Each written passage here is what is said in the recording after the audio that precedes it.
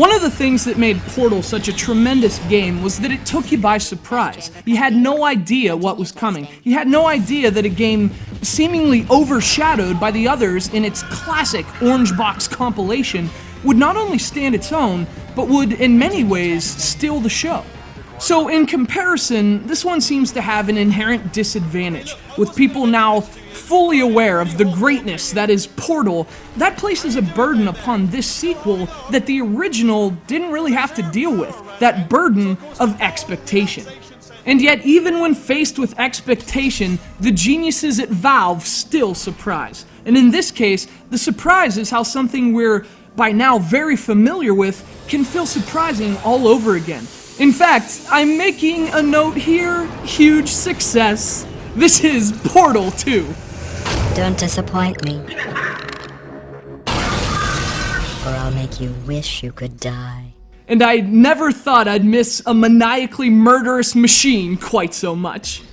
Now, to say this game was released, that seems like an insufficient word to capture the impact of its arrival. So, emerging through the portal of reality and directly into the public consciousness, Portal 2 has zapped a hole in this industry and, frankly, shoved almost every other game released this year into it. A never-ending, cross-dimensional plunge.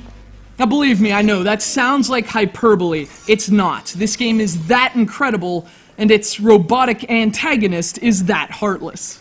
Speaking of robots, they're the stars of the show in Portal 2. In addition to GLaDOS, which is one of the most captivating characters of the last decade in my opinion, the game fleshes things out with even more fleshless personalities. Soon after waking up back inside those dark walls of Aperture Science, you meet Wheatley, a mechanical eyeball that happens to have more character than 99% of his non-playable gaming peers. Never, never, ever to disengage myself from my management rail, or I would die.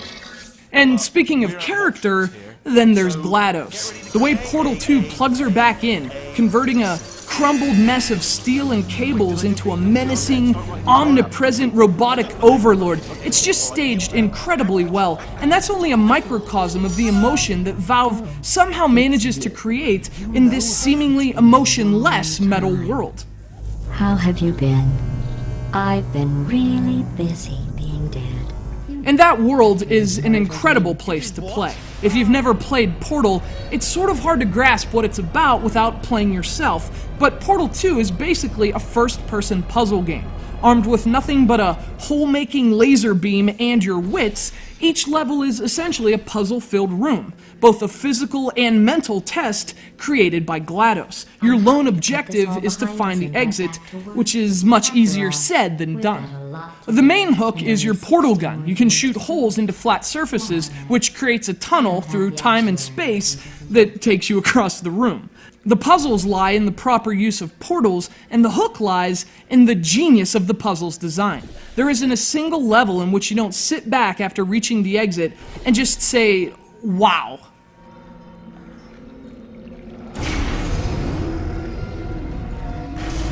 There aren't many games that have such tremendous stories and gameplay.